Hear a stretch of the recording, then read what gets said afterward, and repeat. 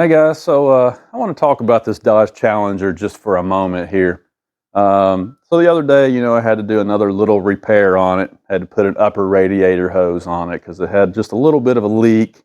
Coolant was starting to kind of splatter around under the hood, and finally traced it down to that radiator hose.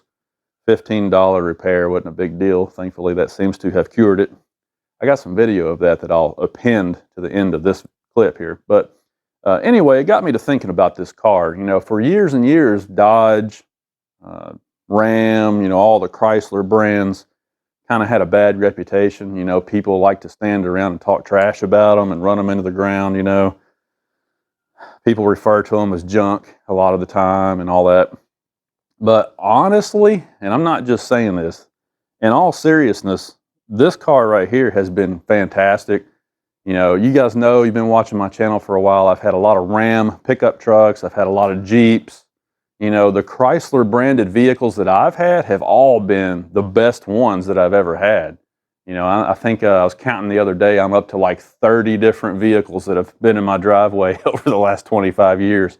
I seem to kind of go through them. But, the interesting thing about that, though, is it gives me a good view of, how they all stack up. I've had a lot of Ford vehicles.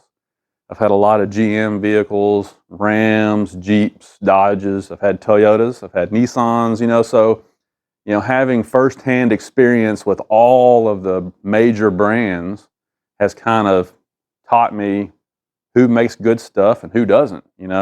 As far as cars go, I've always had Mustangs. I had a lot of Mustang GTs, had a Mach 1, had a Camaro Z28. Even today, amongst the guys in our group, we still go out to car shows and car cruises and stuff. We've got Corvettes, Camaros, a lot of Mustangs in our group. So those are the cars that I have always been around. Those are the ones I've had myself. Those are the ones that I see a lot of, even today in our group. So I'm very familiar with those. And when I got this Dodge, over the past year, what I've noticed about it is that the build quality on this is actually a lot better than any of those. We have gravel roads out here. You guys have been following the channel. We've got a lot of gravel roads. I talk about that all the time. But when you're going down a gravel road in a vehicle, that's when you can really tell what the build quality is like. Because a vehicle that's not put together very well, especially at 100,000 miles, it'll start to have a lot of rattles, a lot of sounds. This car doesn't do that. If you look at the interior on this car, the steering wheel leather is still intact and looks great. The buttons, none of the buttons are falling off. I've seen that a lot in GM cars where the interior and the buttons and knobs and switch work is all just junk, to be honest. In a lot of cases, I've seen buttons actually fall off in GM cars. You don't see that here. The Ford cars, the Mustangs, they were always real bad about having the leather seats wear out prematurely. So you get like complete splits or tears in the leather, especially on the bolster where your hip rests against it. This car's not that way. None of those interior deficiencies that I've been used to on the Fords and the GMs, none of that exists in this car. At 12 years and 100,000 miles, this car on the inside still looks brand new. I'll get the camera and show you here in just a second, but the leather still looks great. The steering wheel looks great. All the buttons and knobs and switches are tight. None of the lettering has rubbed off any of the switches in here. It's just a really high quality interior. It may look a little bit cheap because it is very simple. That's what muscle cars and pony cars were intended to be originally, was just an inexpensive but fun car to drive, so that it was more attainable for younger people. That's kind of where they, were aiming that back in the late 60s and early 70s when these things really became popular the first time around. And it was no different for this generation. They were trying to keep costs down and keep performance up. So yeah, the interior is really simplistic looking, but the quality of the materials and just the way they put it together, it's just fantastic. I can drive this car on any gravel road and there's no rattling or buzzing or anything going on. It's fantastic. The engine in this car, 5.7 Hemi, been around for 20 years, 100,000 miles. This thing doesn't burn any oil between changes. It starts up and runs like brand new. It still is just as fast as it was on day one. I think I may have recorded some video that I posted on, I think it was like last fall maybe. We did some 0 to 60 runs in this thing because it's got a dash timer on the cluster, and it'll still rattle off 5.0 or 5.1 second 0 to 60 runs, which is exactly where these cars were brand new 12 years ago. So it hasn't lost any power whatsoever. I mean, it's just a great engine. Other than that radiator hose there that we had to put on it the other day, haven't had one single issue with this engine. You know, the transmission, I did a service on it last summer myself, changed all the fluid, changed the filter, put it back together. Transmission still pulls really hard and shifts great in this car. I mean, I could go on all day, but the point is this car is just a fantastic car in terms of build quality, how it's held up over time. It's really a shame that the values on these cars don't really stay up, but I think I kind of have a theory on that.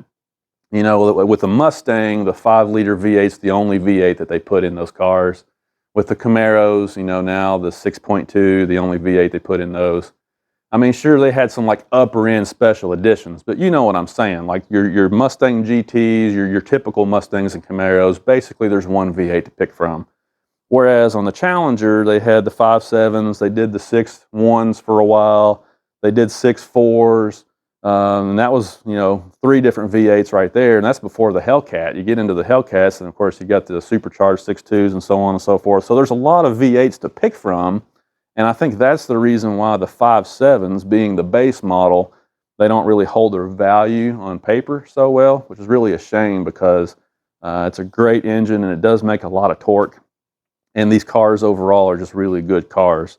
But I guess the point that I'm trying to get to is, you know, it's funny how you hear people talk about, you know, the Dodge and the Ram and the Chrysler brands in a negative light, but in reality, they're probably some of the better vehicles out there in terms of reliability and just how they hold up over time. I mean, you can tell that this thing is put together really well because, like I said, there's no rattles, creaks, moans, funny noises, no issues with drivability whatsoever. I mean, this car is basically exactly the same now as it was 12 years ago and 100,000 miles ago, save for your typical maintenance and upkeep. So if you're thinking about buying one of these cars, I wouldn't hesitate one bit. You know, if you're you know, if you're shopping one that's got a lot of miles on it, as long as it's been maintained properly, I wouldn't hesitate one bit to buy one with high miles on it. You know, a lot of these cars you see on Auto Trader and Marketplace, a lot of them are up 125, 150,000 miles, and the price might be really good on them, but you're thinking to yourself, should I really buy one that has high miles on it like that? I wouldn't hesitate one bit, guys. I mean, you just can't go wrong with these things. This particular one was optioned really nice too. You got to think, 2011, to have a sunroof and, you know, all the nice appointments on the inside, and you know, these cars are running like mid-13s in the quarter mile. You know, you go back to like the late 2000s and the early 2010s, you weren't going to find a stock Mustang off the lot that was going to run 13.5. I can guarantee you that. Same thing with the Camaros, really. I mean, they got the, you know, the bump in power with that 6.2, but the early years of the Camaros back there when they were doing the super sports and so forth and so on with the LS1 engine, they weren't going to run those kinds of times. You know, so when this car came out, it was very respectable in terms of performance too. And of course, it's been, you know, really heavily surpassed, you know, since then, but it still holds its own. So yeah, I mean, they're great cars. I mean, I don't know what else to say about it. It's just a really great car, and I wouldn't hesitate one bit to buy one of these. But you know, when people start telling me that Dodge doesn't make good stuff, I mean, I don't know what to say. I've had really good luck with all the Chrysler stuff. And I can't say that for my Mustangs. Those things are just rattle boxes. Out here on these gravel roads, it feels and sounds like the interior is going to literally fall apart as you're going down the road. So there's something to be said for the build quality on these cars. Hey, let me get the camera. We'll go inside and I'll show you what this thing looks like at this age. Let's open this puppy up. It's a little bit dark in the garage, but I think you can see that the leather's in really good shape. Same thing over there with the driver's seat. No rips or tears. Now that bolster over there That's the one that was always such a problem in the Mustangs.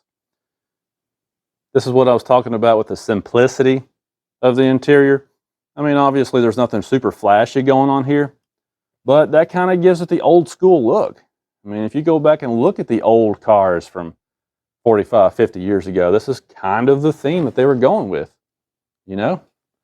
But just look at the interior materials and how they've held up over time. You know, I rest my arm over here on this console lid all the time. I'm sure the guys that had this car before me did the same thing. You can't even tell it. Just high quality stuff. This paint right here is the original paint. Little interesting tidbit, this 2011 model year was the very first model year that they did this red line paint, and this was a $1,000 option to get that color. But you know, I think for 12 years and 100,000 miles, especially considering that this car came from the Northeast, the paint has held up really well. I mean, it's not perfect by any means, but it's held up really well. There's the radiator hose that I had to replace the other day. It's really easy to get to, you know. The thermostat looked like it was still doing a good job, so I left the original thermostat in there.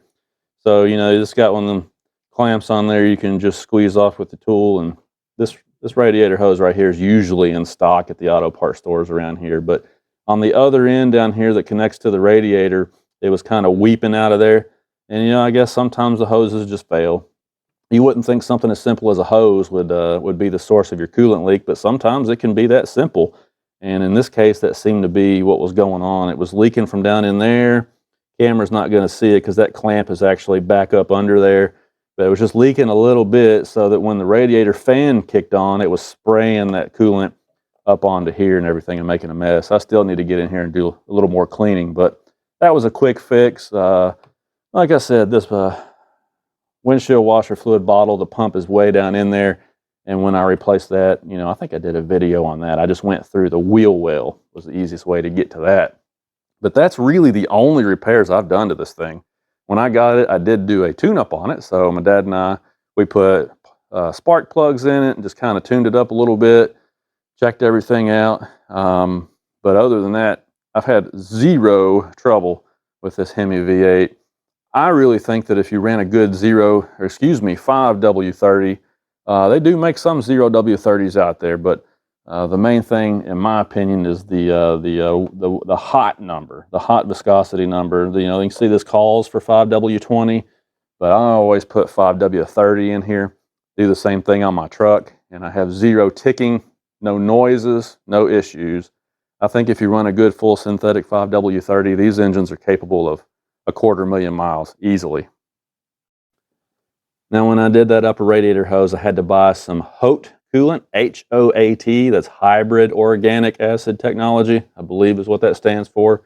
You have to make sure that you use that kind of coolant in this particular model year. Later on, I think they switched it again and went to an OAT coolant, just an organic hybrid, or no, was it OAT, organic acid technology. They didn't have the hybrid anymore. It was just straight up organic. So you just have to look in your owner's manual and see specifically what kind of coolant you need. But I was able to find the right kind at the auto parts store. And you can see now that the cool level, which is right there, it's holding good now. So that means that the leak is in fact totally fixed. So yeah, these are really great cars that you can buy at a really great price. I mean, you can very commonly find a car like this for less than $20,000 these days, and it's a really great bargain, honestly. Having said all that, I mean, I love this car, and let me try that again. I may very well keep it forever, but having said all that, I do, at this point, want to do some performance mods to it. So I'm trying to decide whether it would be more economical to keep this car and just mod it to the power level that I would like, or would I be better off just selling it as is, since it's a very unique car. This one was, according to Dodge, it was one of one optioned exactly like this for that model year. So it's literally the only one just like this. It'd kind of be a shame to start neutering it and butchering it up, you know. But, you know, I don't know. Should I modify this one and get it to where I want it to be performance-wise so that I can hang in there with the modern stuff that's coming out now? Or would it be better for me to just sell it as is and let someone else love it and buy something that's a little faster I don't know. That's a decision that's yet to be determined. But I love this car, and I just wanted to give it a little bit of a review here since we're going to be turning 100,000 miles on it. I know you've seen a million of these cars on the road because they've sold them for so long, but I know there's also a lot of people who are shopping them and kind of wondering how they hold up. And there you go. They're fantastic, and they're actually built a lot better than the stuff that was competing against these cars as they were being sold. So this is the last model year. If you want a brand new one like this, you got to get one now because 2023 is going to be it. And it'll be really interesting to see what that means for the values on these cars. It may not happen immediately, but over the next 3, 4, 5 years, these V8 powered Challengers, since they're going away completely, might be interesting to see if the values start going up on them. All right, guys, that's it for now. We'll talk to you later.